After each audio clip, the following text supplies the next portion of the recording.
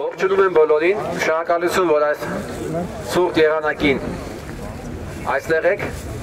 Ես նորից ուզում եմ տեղեկացնել մեր երթերի հիմնական նպատակը, բուն կոնտեքստը, այն է, որ պայքարը շարունակվում է, բայց դա շարունակվում է համակարգից դուրս իր բոլոր տրամաբանություններով, մեթոդաբանությունով և գործիքներով։ Եվ այն ուժերին, այն գործիչներին, որոնք նորից փորձեն քաղաքական պայքարը տանել դեպի համակարգ, թող հստակ գիտակցեն, որ ժողովուրդը, նախկին ժողովուրդը չի, շատ լավ ամեն ինչ հասկանում է։ Երկու բառով ուզում եմ անդրադառնալ այն դեպքերին, որոնք այսօր կատարվում է Սիրիայում, Եղևնից մասնավորապես եղած մեր հայրենակիցները, որոնք իրենց ապաստանն էին գտել Սիրիայում, այսօր ենթարկվում են նույն բռնության,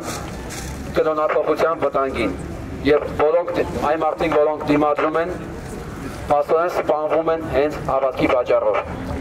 Այնինչ ոչ Թուրքի նախարարությունը, ոչ արտաքին գործերի նախարարությունը, որ ավելի շուտ դարձել է Սերժ Սարգսյանի մամլոքարտուղար, ոչ մի ձև չի արձագանքում մեր հայրենակիցների հետ կատարվող դեպքերին։ Պահանջում ենք անհապաղ, որպես երկիր, տեր կանգնել մեր հայրենակիցներին, իսկ այս լռությունը, որ այսօր տիրում է, այս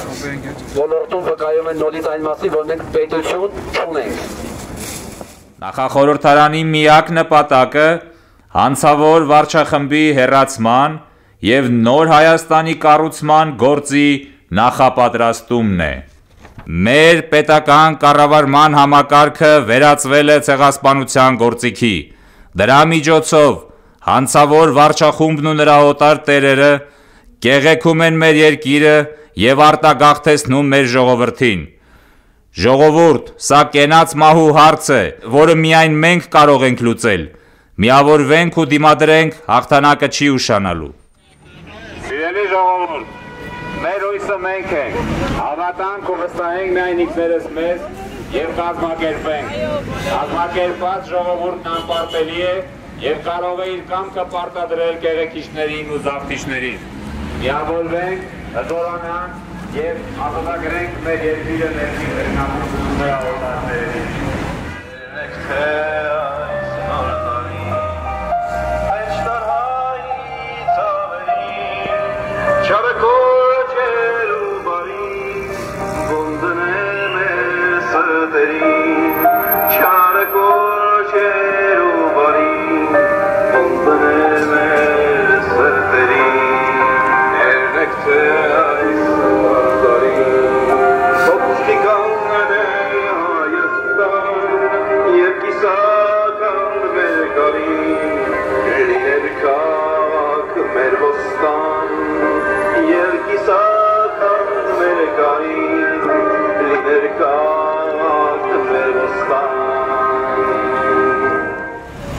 Ապագա չի կարող ունենալ այն ժողովուրդը,